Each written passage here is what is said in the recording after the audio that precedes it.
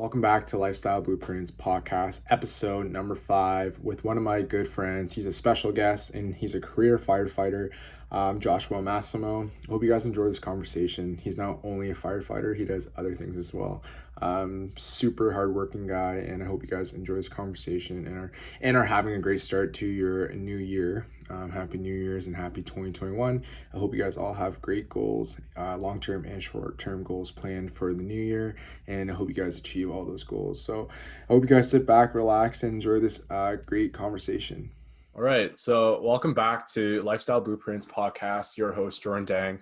This is episode 5 with a special guest and also a good friend of mine, Joshua Massimo. He's a full-time firefighter, and I like to also call him the jack of all trades, and you'll find out why later in this episode. So I hope you enjoy this conversation. Hope you all learn a couple things from him on this episode. But before we get started, I just want to say a few words. I know this is late, but Merry Christmas to you all. And I hope you guys are all having a great holiday. And I hope you're all able to relax and spend some time with your family during these uncertain times. It's a very tough time, but I know we can get through it. And resilience and patience will be key to fighting this pandemic. But if we continue to comply to the regulations that the government, provincial and federal government, are ordering, we will be okay. So just trust the process, stay home, wear your masks, and wash your hands. Continue doing the standard for yourself, but also for the ones around you. So maybe it's not mean for yourself, but the elders around you as well.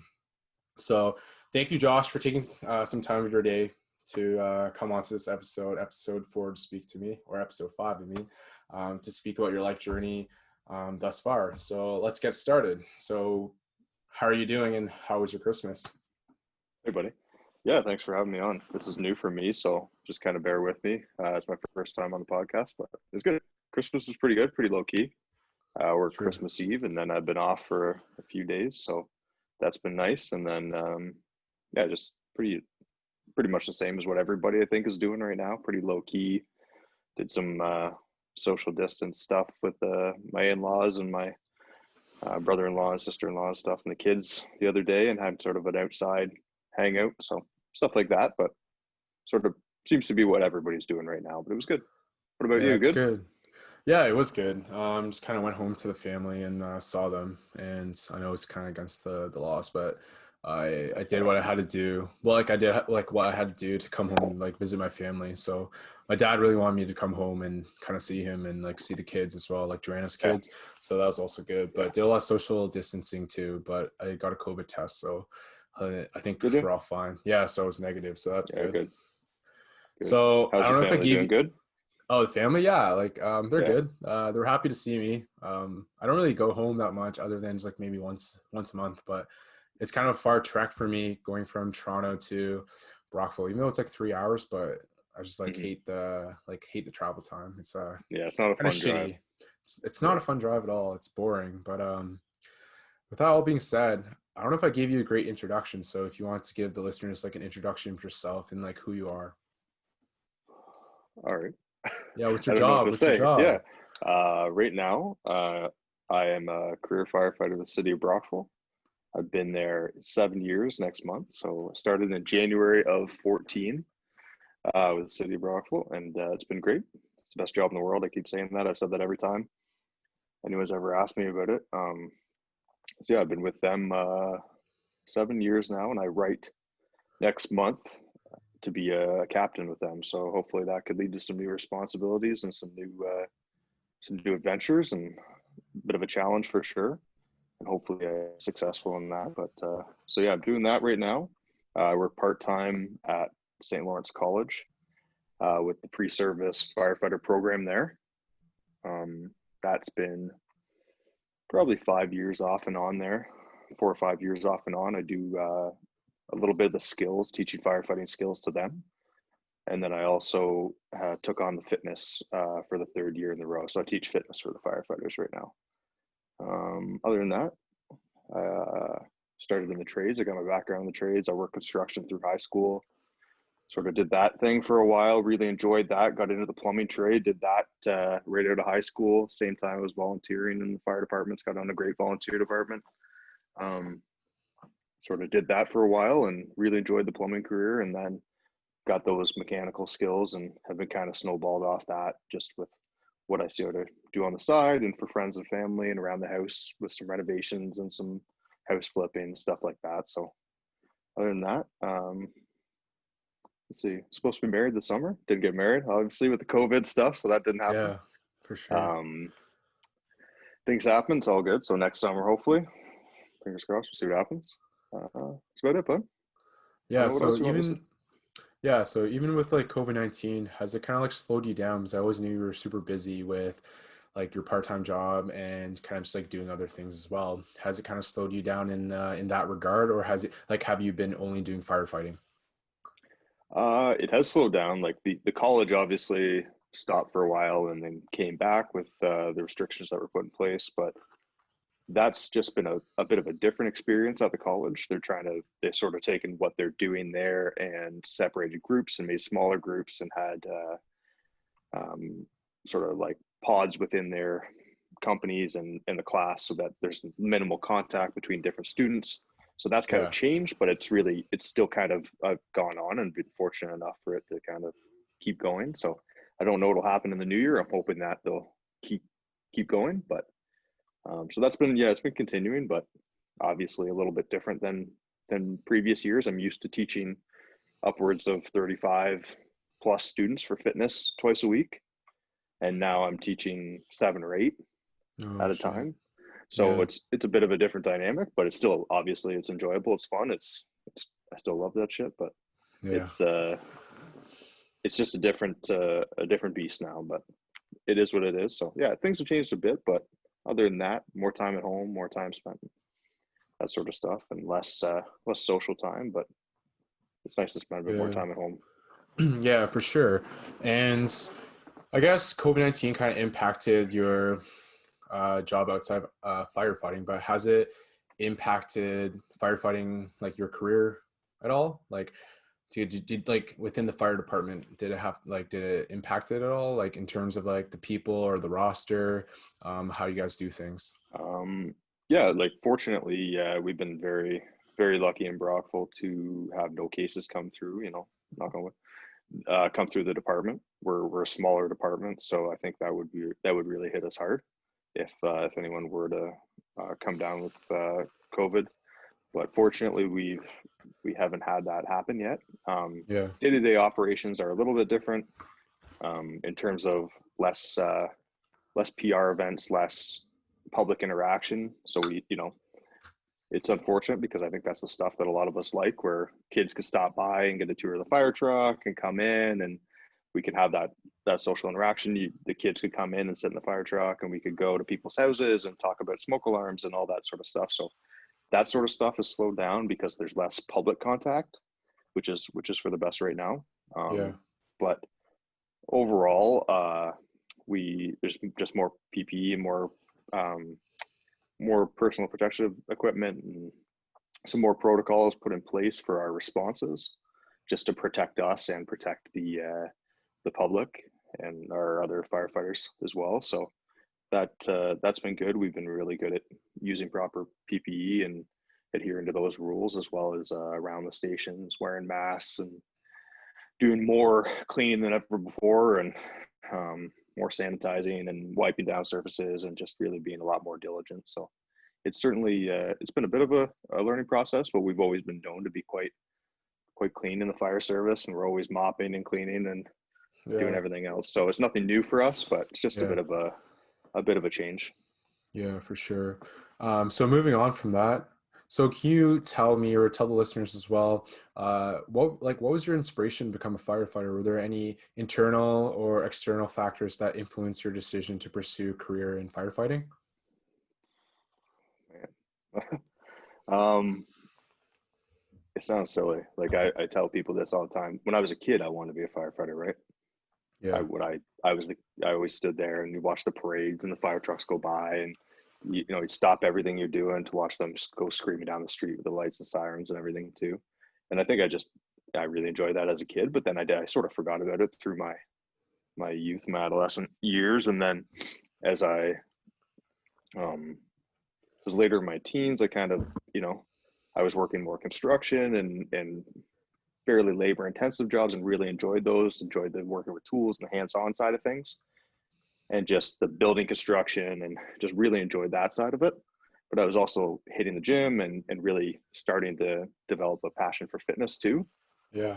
And then just kind of doing both of those things, and just talking to different people and realizing that maybe firefighting was a possibility. Maybe that was sort of like the all-encompassing thing that would bring in my passion for fitness and my passion work with my hands and work with tools, and just generally bring all those things together. But at the same time, it would be a bit of it's obviously an extremely rewarding career. You're able to give back, and I was very fortunate to have a great childhood and a great an upbringing, and great parents and great mentors and everything. So it's nice to be able to give back, and it's extremely rewarding to do the job every day. It's whether it's a little like a little small call that's very meaningless to me, may mean a lot to somebody in the public. So it's extremely rewarding, and I think that's what we all enjoy about it too. We can go home feeling good about what we did that day. Yeah. And what I respect about like you as well is that like your dedication to firefighting, and like you inspiring others like during these public relation events too. Like how you said you were inspired when you were a young child, and you seeing like you were at the parade and you wanted to be a firefighter, but now you're doing that as well, but because of COVID you stopped. But I also just respect that you guys like are risking your lives to go give back and like saving these people's lives.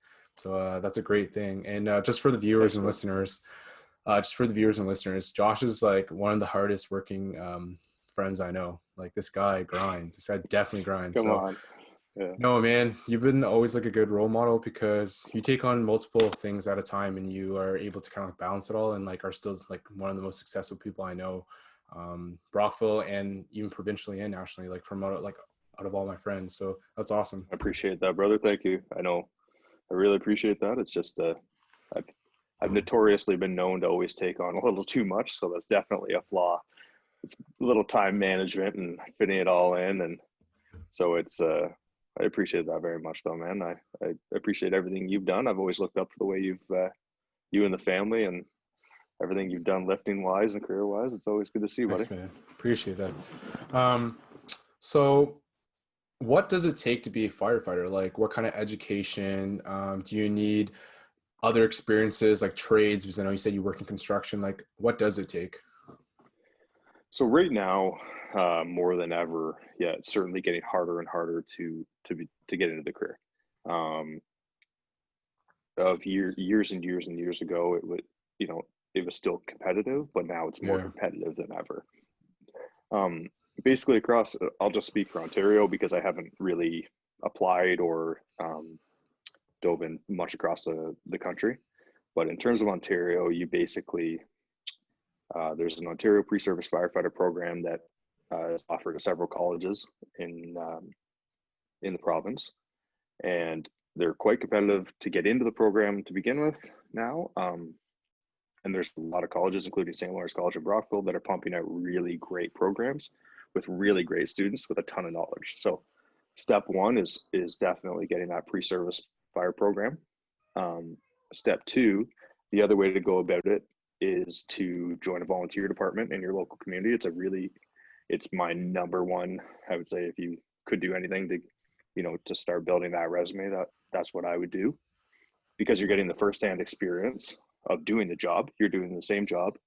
You're going into fire office, you're doing medicals, you're going to car accidents, you're doing all those things, but you're learning those hands-on skills and just really getting better and better and better. You're learning how to use those tools. You're learning how to work with pumps, how to drive fire trucks. You're getting all that experience. So that, and if you join a volunteer department, they can also send you on courses to get your firefighter certifications. So which you could possibly also end up with via the college route. You could get it from the college route, or you can get the same certifications, your firefighter, your NFPA 1 and 2, through a volunteer department. So Okay. that's another way to go, or a combination of the two, obviously. And then once you do that, it's really just separating yourself. That's what I see 30 plus kids every year at the college, and I get asked the same question you're asking me now. So my answer to them is just try to separate yourself. Everybody seems to be graduating with the pre-service program, everybody has the firefighter 1 and 2 now. How can you be different? Is it a sports background where you've done high level sports, which shows teamwork and commitment and dedication and everything? Or is it a trades background, so you can show your mechanical aptitude and your knowledge of building construction, which are extremely important for the trade?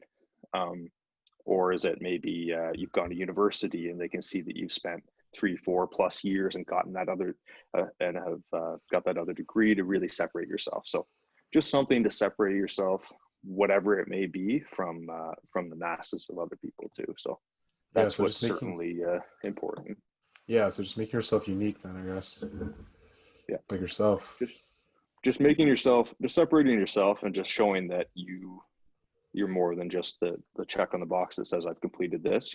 The pre-service program is amazing. It's great. It gives you a good foundation of what firefighters do, but it's not going to be enough now in 2020 to get a job. So you're going to have to be in great shape. You're going to have to do great on tests. So there's study guide books to help you do better on these firefighting tests to get you into that step. That first step is generally going to be an application, and then some sort of an aptitude testing. So reading, writing, math, you're going to have to learn how to do long division all over again, in your head, and it's going to be terrible. But if you can, you learn how to do those and get better at, those basic skills on top of staying on top of your fitness, because the fire department might call Jordan Dang tomorrow and you might need to do your fitness test 3 weeks from now. So it's staying ready physically as well as being, tuned up on all your skills. So it's just separating yourself from everybody else, I guess. True. So moving on from that, Josh, so can you tell the viewers and listeners and myself kind of like what a day looks like doing firefighting, or like what are the hours as well? Okay, yeah. So every day is a little bit different, but there's some similar aspects to every day's. Most fire departments now in the country and across North America are running 24-hour shifts. When I started on the fire department, we used to work a 10-hour day shift and a 14-hour night shift, and we worked alternating groups of days and nights. Like a lot of police work an alternating 12 hours, and this is the fire department was notoriously on 10-hour days and 14-hour nights. Now we're on 24-hour shifts. So you show up just after 7 in the morning, and then you work until the following morning at just after 7. So when you come in, you generally find the guys and girls that are working, and you find out about equipment that may be broken, or some new equipment, or what's going on with the vehicles, what calls they went to. You kind of get a turnover from them, and then they head home. And then you head in and you, first things first, you go over all your equipment. So you're getting your radio, you're getting your equipment on the truck, your bunker gear. Generally, I've been driving right now a lot lately. So for me, that means firing up the truck, running all the lights, testing the brakes. And then once the truck's good, everything's running properly, and your personal gear is good, you're going to check your air pack. You're going to check all the equipment on the truck, its location, and make sure that it's functioning. Make sure that everything's there. It's where it's supposed to be, and it's working properly. So that's step one, and that usually takes a little bit of time in the morning. And then the day is sort of, it's dependent. Like pre-COVID, things were certainly a little different because we were doing a lot more inspections and tours. That was something that was much more, prevalent in our career. But obviously things like that have slowed down. They're coming back a bit now, but that's sort of slowed down a bit.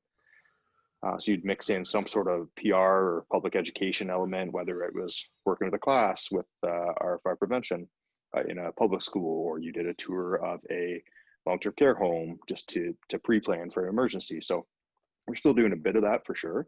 Yeah. But other than that, the day's sort of filled with where it's like going back to school every time you go to class. I would always tell the kids that when I teach them too. Yeah. We might sit and do a PowerPoint for 2 or 3 hours on a subject. We kind of do sort of like this. We'll Zoom call from station to station and talk through different scenarios and different so always just different learn, subjects. Just learning on the go all the time. Yeah, exactly. Because things are changing, right? The way we were building the way we're building homes is changing. The cars are changing with hybrid construction, and just everything's changing so rapidly. We're just trying to stay on top of it. So it's, we might do some PowerPoints, and then maybe in the afternoon we might get out and play a bit more. That's what we call it. So you might get your hands on the tools, you might get your hands on the equipment, on the trucks, and just do those practical evolutions to get that mind muscle connection, and just keep really put what we just did maybe in the morning on a PowerPoint standpoint into that. So a little bit of that. We usually get a chance to mix in a lift and try to get a bit of a sweat in, which is nice. Like I said, it's an important part of the job to stay fit. So we're fortunate enough to be able to have the opportunity to do that. So we usually get a little bit of time to do that, and then we're there for 24 hours, right? So where you can, we usually try to make some meals with the guys on shift, or if we don't always get the chance to, but it's nice to make a meal with the boys and sit down and relax too. So yeah, so that's a bit of what we do, a little bit of training and a little bit of pre-planning, some public education stuff. So, and then just whenever the call goes, we're up and gone. So mix in the calls whenever they need, and that's it, man. In a nutshell. So yeah, true. Like that was a great, like you can tell you're super passionate about it and super dedicated to firefighting, like even just like the way you were describing it. So my question to you, with COVID-19 and like the lockdown happening all over Ontario and maybe even over the past couple of months, have you seen an increased number of calls, or is there no difference? Because people are more at home. So yeah, initially, right sort of the start of the lockdown stuff around March and April. Yeah. I think we slowed down, if anything. And I think that's kind of what you'll see across the board. I know the emergency room slowed down and everything, in our area particularly, because not that many people wanted to go to the hospital. Yeah. So I know certainly the medical side of ours slowed down a bit, and not as many businesses were operating. So there wasn't as many alarms, everything like that. So it did slow down a bit. And then it sort of picked back up to normal in terms of call volume. And in that, we're certainly seeing more cooking fires, more kitchen, like small kitchen fires, things of that nature, small, just because people are at home more than they've ever been. Yeah. Like you say, so that's definitely what we're seeing, and that's been the big push from the fire prevention public education side, is to be present while you're cooking, to be around and not be in another room or outside, and just this kind of just be in the kitchen and not be inebriated too, and it's probably for the best. So yeah, so we've seen it increase, but I think things have been pretty steady, and we've obviously been very cautious in terms of the medical response for the COVID.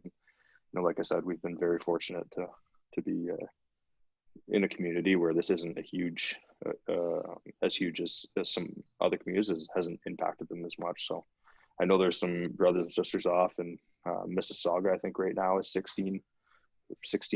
I hate to quote a number. I think there's a couple dozen at least, or up to 30 now, firefighters that have COVID and are isolating too. So we're seeing it. So hopefully we can continue to keep being safe and doing what we're doing here. So for sure. And it's just like super tough up here and like the population and like the demographics too. Like even you mentioning like Mississauga, they have been like Peel region have like been getting so many COVID cases based on like their population as well. So like the percentage is super high, like through the roof. So I'm not surprised that even like the fire department has it as well. But just you guys continue doing like your thing for like our community, just to keep like most of our citizens in Brockville like safe, because a lot of them are elders and a lot of them are retirees. Yeah, there's certainly an elderly population in Brockville, which makes us particularly vulnerable. But I think we've done a pretty good job locally at staying safe, and I really feel for some of our small businesses and our locally owned businesses. I really do. It's tough to see, and I hope a lot of them will bounce back, but we'll see what happens. I just try to support them as much as I can, and that's what I'll drink my 1,000 ounce beer and support local. I would too if I was if I had any. I was always curious about this too, Josh. So we live off the 401. So to anyone, like if you drive down the 401 east, you just head towards Brockville, well, Kingston, Brockville, and Ottawa. So I was just wondering, so do you guys like go to a lot of calls on 411 for car accidents, and how often is that? We certainly do. But like, yeah, wait, We sorry, yeah. sorry to cut you off. Like, what's your No, range it's then, okay. and what's your range then for an accident that you would have to go to? So we're not we don't cover a huge chunk of highway right now. So we go from Long Beach to this side of Maitland, depending on which way you go. So it's 8713 plus 5 is about 18 kilometers, Mm. either direction. So we don't cover a huge chunk of highway by any means, but we certainly do respond to enough accidents out there. Obviously, more so in the wintertime when you get a bad storm, but um, there are other surrounding departments that would cover larger chunks of the highway. But yeah, we do run the 401 enough, and it's never ideal. People drive fast, and it's a little scary out there, but it's yeah, we just hope everybody slows down and move over.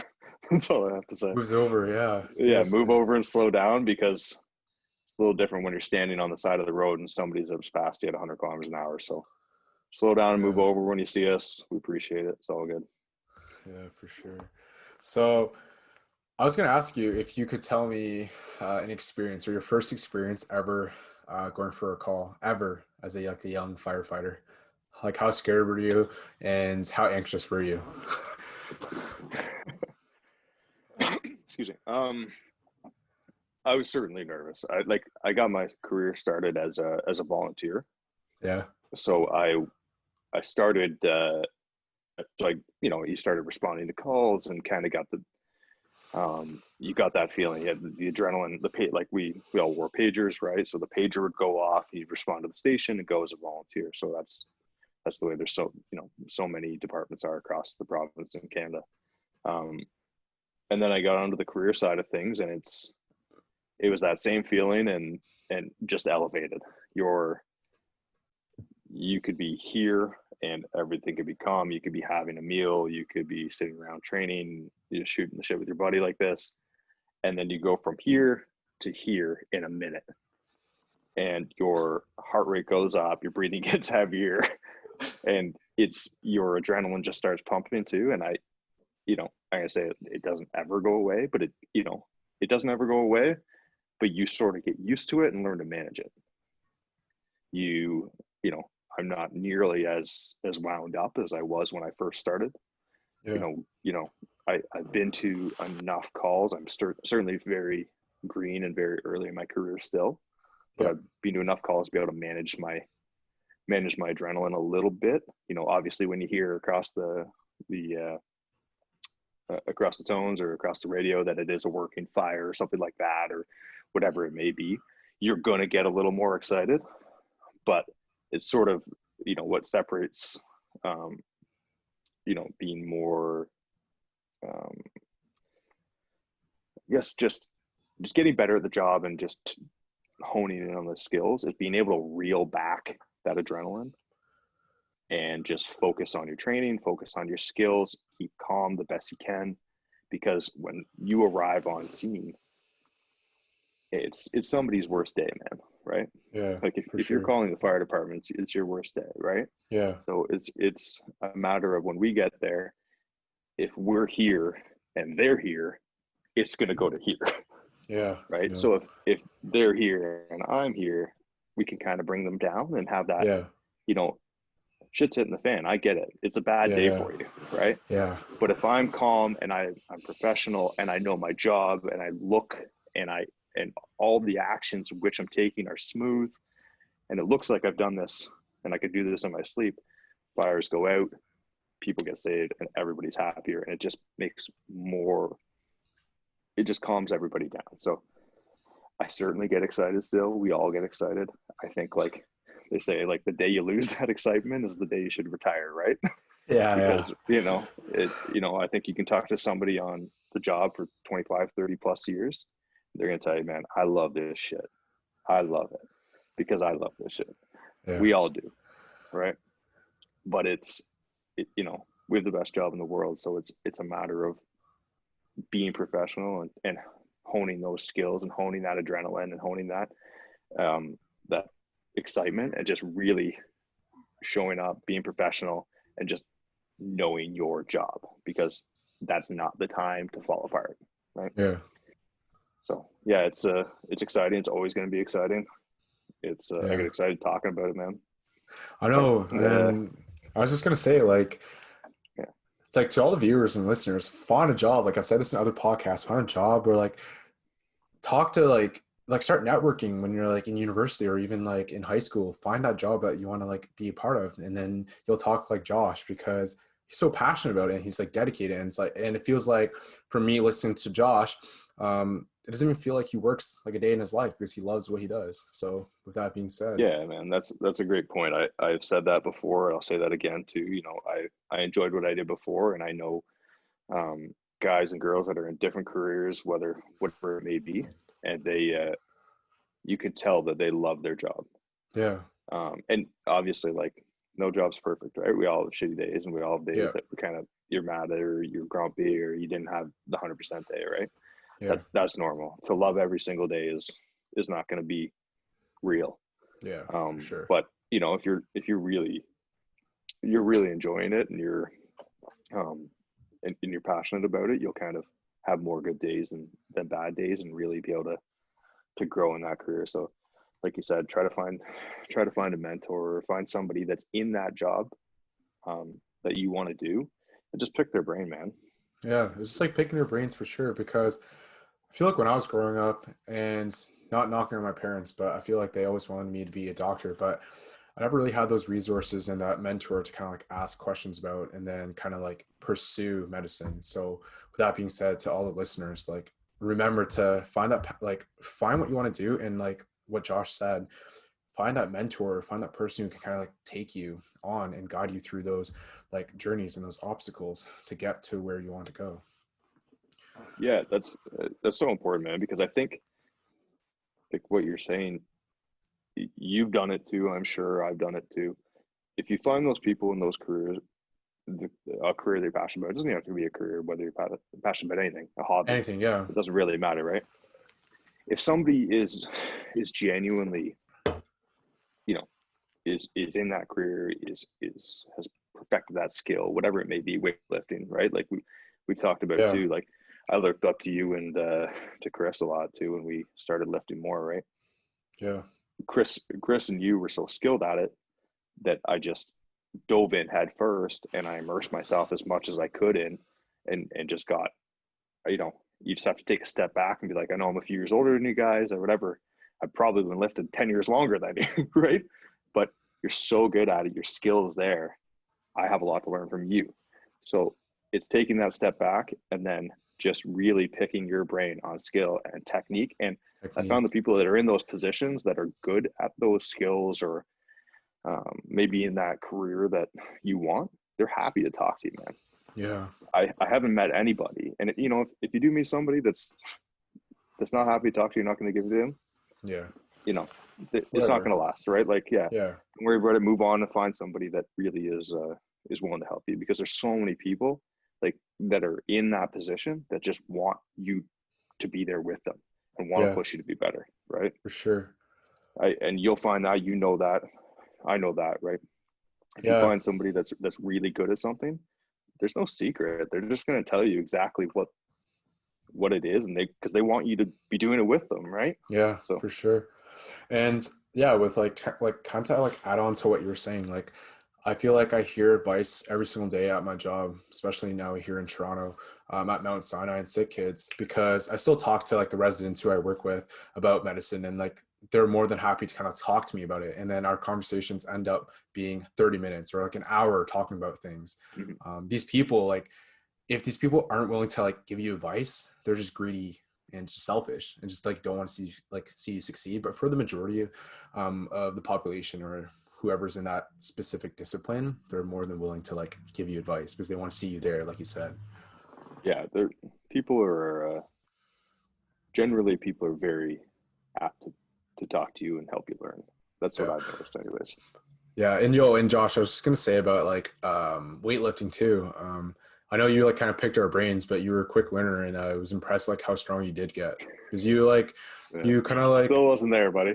Yeah, but you got strong though. Like you listened. You know what I mean? Like a lot of people will listen to you, but don't do it. Like it's either listening to that person actioning like what they're telling you, or you're just gonna ego lift, or it's like using your own ego and being like, yo, like I don't want to like listen to their advice and like do your own thing. But you took on some training and you still got so strong. You know what I mean? So that's like Yeah, but that, it's that's just the biggest understanding that thing. you guys are good, right?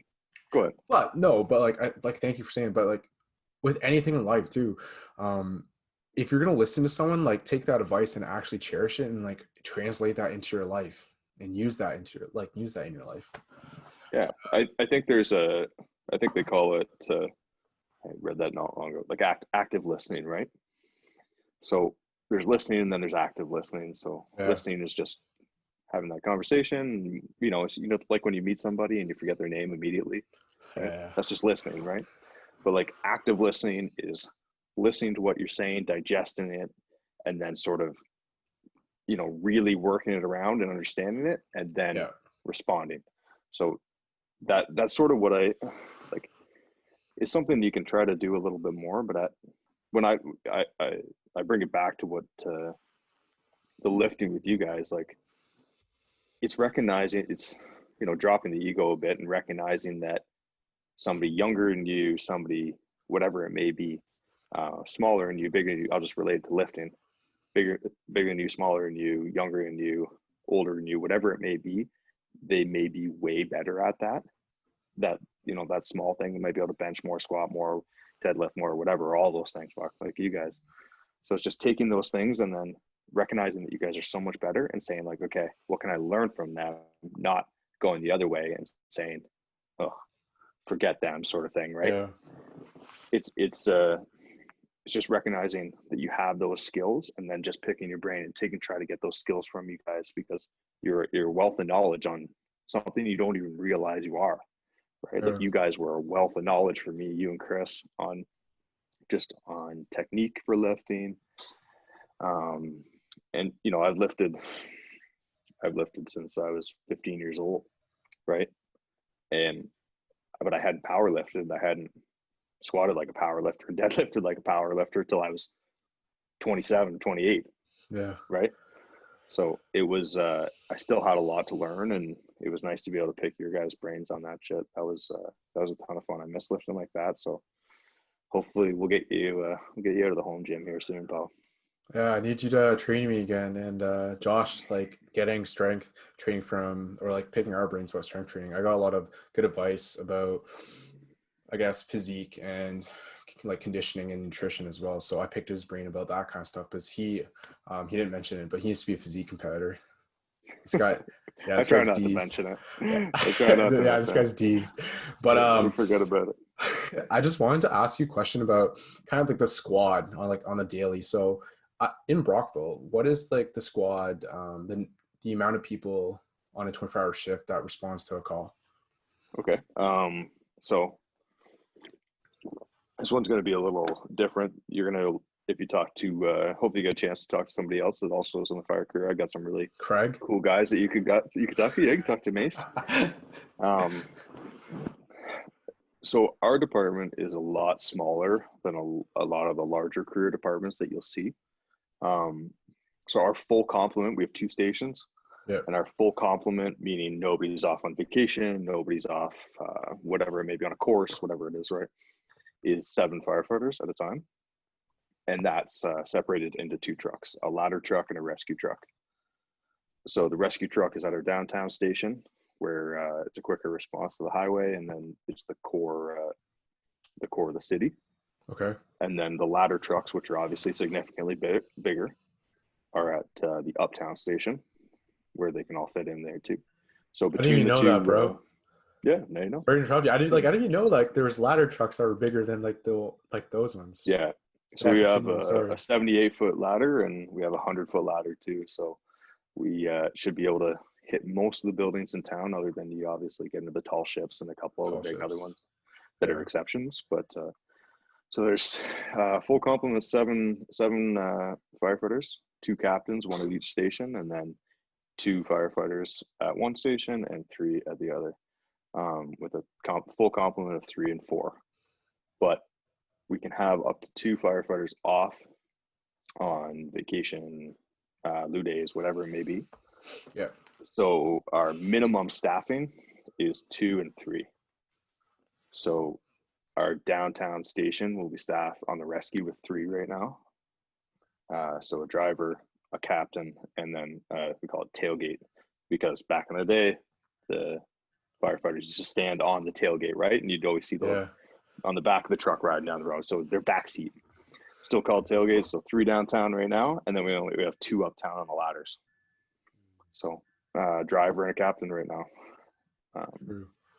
So certainly not as staffed as some bigger departments, but we can do a hell of a lot with 5 to 7 firefighters. I think we do pretty good. Yeah, I always with wondered the that. staffing we have. Yeah, I always wondered, like, so say like if it was a super big fire, like how does that work with like 7 firefighters and those 2 departments in Brockville responding? Say it was like a tall ships burning down or something. Like how would that work? Would other like departments from other regions come in, or? So generally speaking, like we've got an app on the phone, and we have Brockville's a little unique in that way too. So we work on a callback system, which means if there is any fire for that matter, like a small kitchen fire or something like that, or a dryer or stove or whatever, generally your 5 to 7 guys are gonna handle that no problem. But the larger fires, we all work on a callback system, meaning when we're off duty, we can all be paged back to work. So I'm sure you remember seeing that when you lived across the street from me and be in the middle of the day or whatever, and I'd zip out to work or whatever. So we have a pager as well as an app on the phone, and they'll call all of the off-duty staff in first, and we'll help as soon as we get to the station. Then we'll get in the trucks and go and help there. And then if that's not sufficient, then we'll call the surrounding volunteer departments from the surrounding townships. Our brothers and sisters with Elizabethtown, Kitley are usually who responds. So I see. It usually has to get pretty big to get to that point, but we can usually handle. We have up to there's 28 in suppression too, so close to 30 firefighters on scene. If you have everybody back, can usually more than get the job done, and we don't mind getting help from those other departments if we need it for sure. That's awesome. Yeah, I just wanted to like pick your brain about how like it all works. And I was just gonna ask you too, in the morning when you guys do start, do you guys kind of like hand out responsibilities and roles early in the morning of like who's using the hose, who will be going in, like how does that all work? Or are you guys already designated these roles from the beginning? Or does it change? That's a good point. I might have brushed past that before. It's sort of inherent in your position what your responsibilities are to an extent. Oh, okay. So if we've got some new firefighters right now, probies, we call them probies, probationary firefighters. So the probies right now, obviously they can't drive and they're not captains, right? So just to go downtown as an example, on the rescue, there's only 3 firefighters. So you have a captain who's in charge. So they're always going to sit in that shotgun seat in the front, right? And then you have a driver who is probably going to be your more experienced firefighter who's been there for a bit, who's going to pump and send water down the hose and everything and make it, get water from the hydrant, whatever it may be. And then the probie firefighter, your junior firefighters in the back seat. So it's sort of inherent in their responsibility when you're arriving on scene that they are going to be with the captain performing those tasks, whether that's going into a building with a hose. If you're the probie, you're probably going to do all the work or most of the work anyways, because that's your job, right? Experience.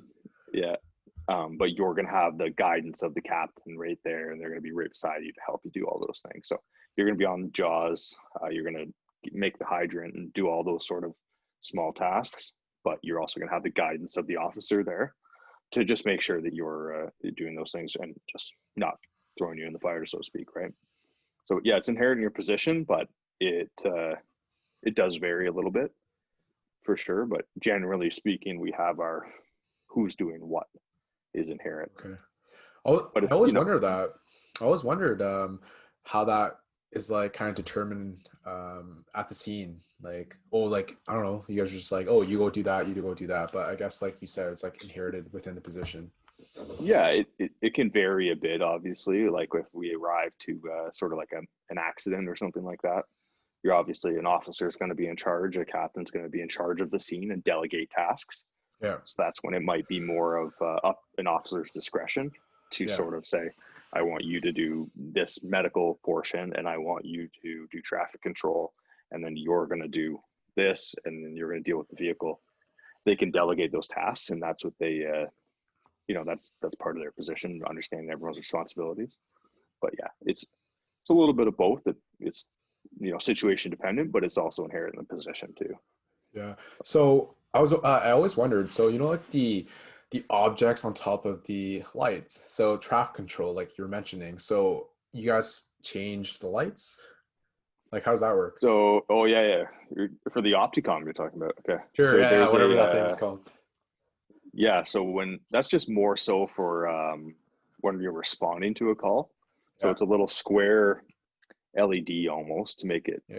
seem simple that sits on the light bar, and it's sending a signal, and then there's a receptor on the lights that's wired in, sort of traffic lights, and then basically as we're coming, it should pick it up and switch those to green so that we can go through and Uh, not have to stop and yeah. switch everything else to red. It doesn't always work, but it works most of the time. So Really? the thing to remember is when you actually get to a scene, say it's an accident or something, is to turn that off, because traffic will be backed up for forever and they're trying to figure out whether light is red for half hour. So turn it off when you get there, or park the other way or something like Yeah, that. yeah. But that's it. Yeah. But Um, so I was gonna ask you a question about like the response to calls. Like, what type of calls do you guys respond to? Obviously, fires. What other calls do you guys respond to? um Shout out Thousand so Islands. Sponsor so us. fires are actually wouldn't that be nice? Fires are just a small percentage of what we actually do. Okay. I'd hate to butcher the statistic on it, but it would be sub 10% probably of the calls Whoa. we respond to. Okay. Um, a large percentage of the calls that we go to are a combination of alarms and medical. So um, having just I know it probably doesn't happen often. You've lived in apartment buildings. It doesn't happen at your house often, but you lived in apartment buildings, you've lived in residence at your college, university, right? Fire alarms go off And and you guys fire come. department comes, Yeah. right? That happens often. Often it is, it's nothing, but sometimes it is something, right? So a lot of it is in industry and apartment buildings and commercial occupancies. So a lot of alarm responses for sure. And then a lot of medicals too. A lot of we respond with the paramedics to certain criteria in the city. With most departments would do that. Yeah. So we respond to a lot of medicals as well with them. And then the other percentage would be made up of accidents, motor vehicle accidents, things like carbon monoxide alarms, Oh yeah. um, True.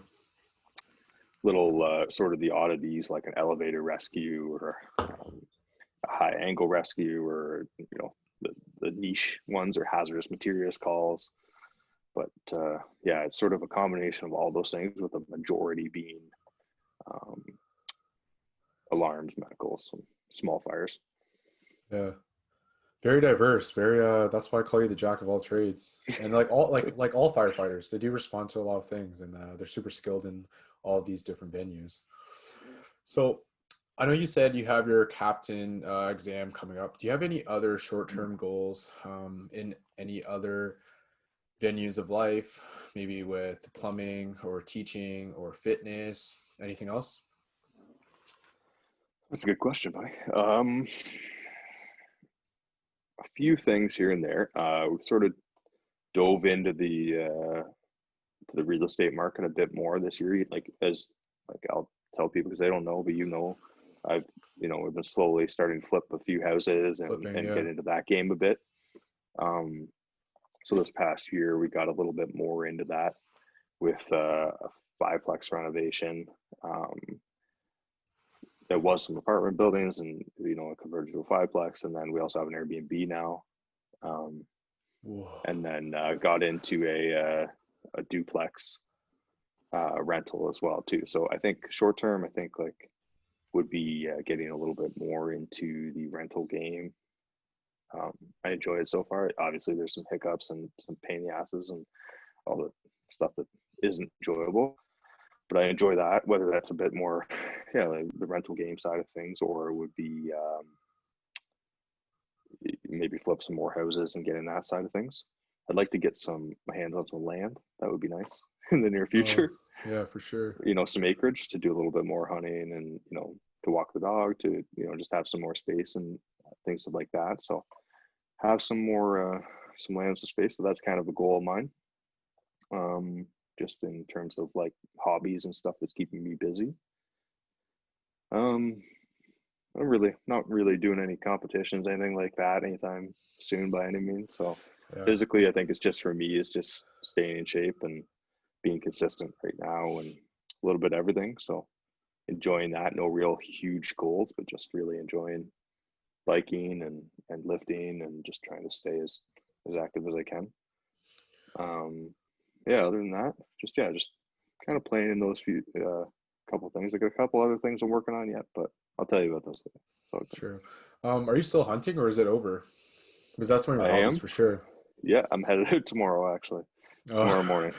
Yeah. Nice. Getting cold. We're headed out on the river tomorrow morning, so that's gonna be stinking cold. But it's gonna be a few more days of that and a little bit more waterfowl, duck and goose and stuff before the season's over. A little too cold for me to sit in the woods for deer right now this time of year. For sure. I'm over it. I'm over it right now, so I don't mind hanging out in the duck blind and shooting the shit with the boys for a few hours. That doesn't sound like a bad morning most of the time. So a few more days of that, but we're gonna call it pretty soon. I think it's over on January 9th. So if I get it one or two more times, I would be more than happy. True. I kind of want to talk about fitness and how it's affected your life and impacted your life. So I know fitness has truly impacted my life and even my professional career. Like it taught me hard work, patience, discipline, commitment, dedication, all those things that you translate into your professional work life. Has that also been the same for you? 100%, man. No, those are exactly it. I didn't really have I played some sports growing up. Yeah. Bit of rugby, lacrosse, soccer and stuff when I was very young, but I didn't really go much further than high school with those sort of things. I still can't skate worth a shit. I'm terrible. I'm the worst Canadian ever, man. I can barely play hockey. True. Yeah. I'm a terrible hockey player, but I still have fun doing it. But it's definitely certainly translated over into my life. Like I got into the fitness competing side of thing a few years ago, and that really challenged me in the term. Like, I would advise that if anybody really needs a good challenge or something to push them, it's a great way to go, because it's certainly, you're going to push yourself to a place where you're not necessarily comfortable going. Yeah. It's gonna push you, but it doesn't have to be competing fitness wise. It could be doing a powerlifting competition locally, or a 5K run, or even a 5K walk, or whatever. Right. So, I'd wear a pair of bike shorts in my life, but here we are. It's the worst, I know. But it's been really enjoying that as a bit of a change too. So it's certainly I certainly enjoy it, and I enjoy having the opportunity to do that with the kids at college now too. It's a ton of fun. That's awesome. And I also thought that fitness in general, or exercise, even during university and even after work, it's a great outlet for your mindset, I guess. It clears your head because you're able to go slam those weights and kind of be around friends and socialize. And I always thought that was the best thing about being at a university gym, because you're able to socialize and slam weights and get all that anger or whatever you have built up in as well. So I advise anyone who's listening to this that not only has it impacted my dedication towards my work life, it also has helped me mentally throughout a lot of things. Yeah, 100%, man. It's that, it's that feeling. I know you've been there, I've been there, where you don't feel like going to have a workout. You don't want to go for a run. You don't want to go do it. And then as soon as you start doing it, you feel better. Yeah. And it's because all you can think about is that heavy squat or how your lungs are dying or whatever it may be, right? Like, Yeah. So it's such a good outlet. It's so good for your physical health, but also your mental health, man. And I feel for people right now. I'm very lucky because I have a huge gym in my place, but we've slowly been building that over the past 5, 6, 7 years, right? But I really feel for people that can't get to the gym right now. It's tough, man. It's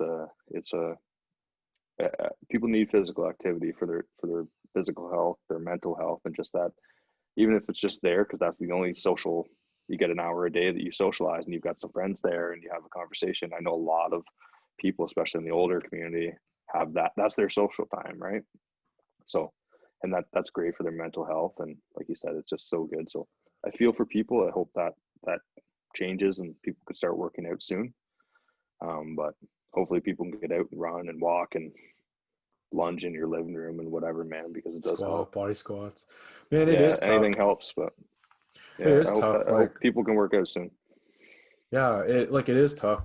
Speaking from like personally, because all I have are dumbbells here that are kind of like you can change the weight, but that's all I have, and like no bench, like anything. So I have to get creative in like doing what I need to do to get that 1 hour or that 45 minutes in. But hopefully gyms do open up, because I find that was the biggest outlet for my emotions and like everything else in life. And like that's how I got through so many things in life, like through exams, breakups and stuff, like work stress, anything, like family 100%, buddy. stress, everything, man. Like, but yeah, so hopefully the pandemic kind of dies down.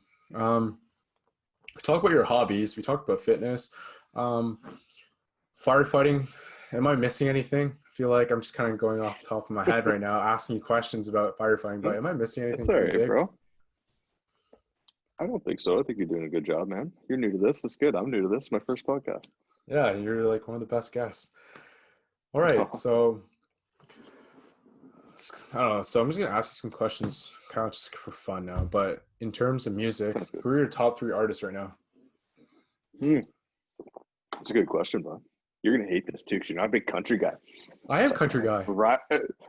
Well, like mediocre country Summer guy, summer country guy. Summer country guy. That makes sense. Sitting around a bonfire drinking beer, country guy. Aqua Waters. Yeah. Right now, I'm gonna say probably Tyler Childers. Okay. Probably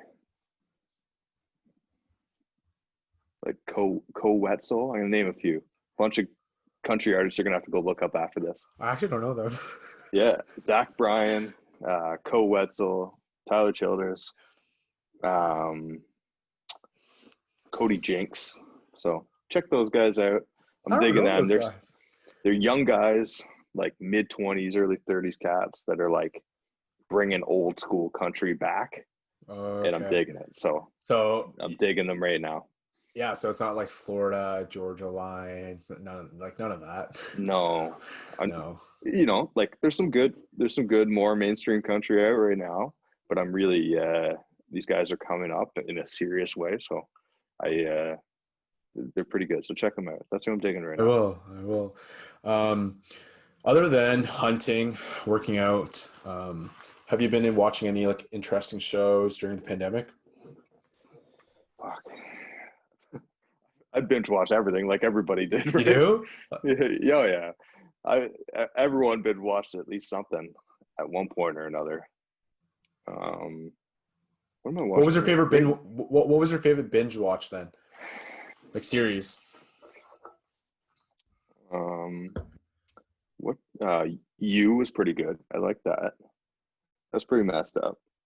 Oh, that is crazy. That was crazy. So that was good. What did I just watch recently? I'm watching Your Honor right now with Bryan Cranston. Oh, I like that guy, but I don't know that So that show though. it just started. It's on, I think it's on Crave. It's on HBO or something. It's about he's a judge and his son kills a kid, and the kid by accident, the kid actually turns out to be some mobster's son. So they're trying to cover it up. So it's pretty wild so far. But Sure. it's only on once a week though right now. Like it's they drop an episode a week. And you Yeah. sit there and you're like, man, how do we used to do this shit? Like, how did we I used to know, wait? man. How do we used to Yeah. wait a week for a show? For I'm used to sure. just watch, Yeah. like, you sit down, you watch a whole series or something, right? Yeah. So Well, my recommendation to you, I don't know if you like kind of like the yeah, police work or kind of like those type of shows, but Blacklist is a really good one too. yeah, I've heard that's good. I'll check it out. It's really good. We're My always sister looking for something. my So sister binge watched that, man. yeah, Yeah, like I watched it too and I thought it was super good. But other than yeah, we'll that, check it out. I'm always looking for so something. to the listeners and viewers, funny story is that I met Josh through the gym at the local YMCA, but also he was my neighbor. Yeah. And my dad would always my dad loved you, dude. He misses Oh you. man, I miss you guys. I miss that. I miss Mai and Ha and the whole fam. Iris. Yeah, I miss Iris. I miss it sucks because that was my first house. We bought a Yeah. house right across the road from mine. They welcomed us into the neighborhood, and um, man, I couldn't have asked for better neighbors. Your family was so good to me. From the from the fresh spring rolls to help me Oh out, yeah. the snow blow the lawn when I was at work, snow blow the driveway, excuse me, when I was at work Yeah. or whatever. So you guys couldn't have been better, and just such nice people. So I speak so highly of your family. Um, they're such good people. I wish I could hang out with them more, but I can only ever. I can't stop at your dad's house too often because I'm usually 2 or 3 beers deep. So I got to Yeah. really keep my visits to a minimum. So I He always really does enjoy my that. time with them. Oh, they're the Yeah. best, man. Thanks, man. And the two people who I look up to the most, and I mentioned this in other episodes, was like you, like across the road, me growing up, kind of like still going through university. My dad still working. He's like in his 60s, low 60s, but just like super hard workers. And that's something I want to channel into like myself and kind of moving forwards, taking on more things. Um, and I truly just like, I just like, I don't understand how some people like you and my dad are so driven to keep on taking on more things and continue to like work and like persevere through tough times. Like what drives you? What drives you, motivates you to do all this? I don't know, man. That's a great question. I'm not on Mai's level, your dad's level by any by any means. He's a super hardworking guy, so I aspire to be as hardworking as him. But I don't know. I think probably like I grew up when I was in a hardworking family. My dad always worked his ass off um, for us growing up, and my mom did too. And my mom was a teacher, and I just saw how hard she worked to at home and at work and on the weekends. And she raised the kids a lot too, while my dad was working 2-3 hours away from the house a lot of the time too, just to help do everything he could for us. So I think inherently I saw how hard they worked over the years, and owe a lot to them there for sure. So internally, I don't know. It's sort of a blessing and a curse. I'm sure and your dad will know too. If you're part of that, one of those people that takes on a little too much or is always trying to do too many things, you will get overwhelmed. You overwhelm yourself, and Burnout. it's not always going to be. Yeah, you're going to burn yourself out. So that's certainly been something I've been trying to do over the last little while, last few years, is being cognizant of that and trying to step back a little bit and really focus on things that matter a bit more, and not just saying yes to everybody. It's not, Yeah. I don't need to be yes man, right? So it's spend a little more, spend a little more time on things that matter and a little less time on all the little things. Stop, spreading yourself so thin, right? I totally agree with that. And I don't know if you have any that much time left, but I just wanted to ask you one more question about kind of like living in Yeah, but Brockville for the people who don't know Brockville. Like, why do you like living in Brockville, and what do people like? What can people expect like living there? It's good because I'm not from Brockville, so I'm from Peterborough, right? Oh yeah, true. And um, so Brockville, I can say I'm from Peterborough, but I've been here for 13 years now, so I'm from Brockville, I guess, as much almost as I'm from Peterborough, right? Yeah. But Brockville's good. We mentioned it before. It's an older community, right? But there is a good group of young people here if you find the right people that are passionate, that are driven, that enjoy fitness, that are level-headed and educated, and really great people. And I think there's and more people like yourself, and you had Zach on, and um, people that like young people that are doing shit in the community, and young people that are really making a name for themselves. It's encouraging to see in a town like Brockville with with an older community. So I certainly, when I moved here, I didn't know anything about Brockville, right? And I've grown to love it. I live here now, and I've lived here, lived here the rest of my life. But it's it's an interesting community. It's unique for sure. I love being on the water and being so close to the water and having access to this. You don't realize how lucky you are until you go home, you go to Toronto or whatever, and then you just want to go for a swim. It's a little harder just to It's kind of not like there. zip down to the shoreline and jump in the water, right? So it's we're in a pretty cool spot where we're not too close to everything, but we're not too far from everything. We're an hour to Yeah. Ottawa, 45 minutes to Kingston, and prior to this, we'd zip over the States every couple of weeks to go for dinner, right? Yeah. So it's a pretty cool spot. It's pretty beautiful out being on Thousand Islands. Um, Obviously, it's a little more affordable than some of the bigger cities too to live here, Yeah. which is certainly a bonus. But things are coming up and getting crazier by the day. So I don't know how long that'll last, but it's Yeah. yeah, it's a cool little town, man. I've learned to love it. I've been here for long enough now, and certainly enjoy my time here in Brockville now. It's a cool little place. Yeah, that's awesome, man. And I agree with everything you said too, because sometimes when I'm in Toronto, I kind of like miss those things that you pointed out or like talked about.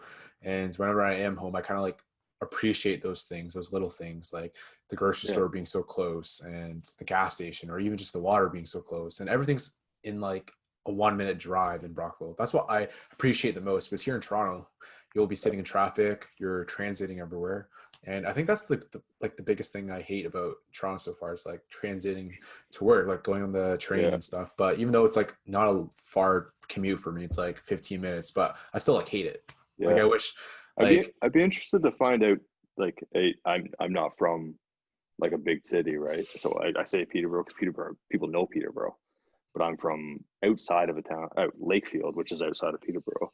So I grew up in the country outside of there, outside of Lakefield, and Lakefield's 5,000 people, right? oh So it's tiny. So Brockville's the biggest city I've ever lived in, right? It's jeez. massive. It's five Jeez. times bigger. It's five, it's 5 times bigger than where I It lived is. before, Yeah. right? So I'd be interested to see what people like that, the opposite of yourself that maybe came from Toronto, Mississauga, sort of those places, and came here, what they thought, specifically young people, because I've spoke to enough retirees now that have, they've retired here, they've come here, and I see their incentive, right? Um, I'd be interested to get somebody younger's some more some more younger people's opinion on that, and what they like about it, what they miss about Toronto, the opposite. Yeah. But True.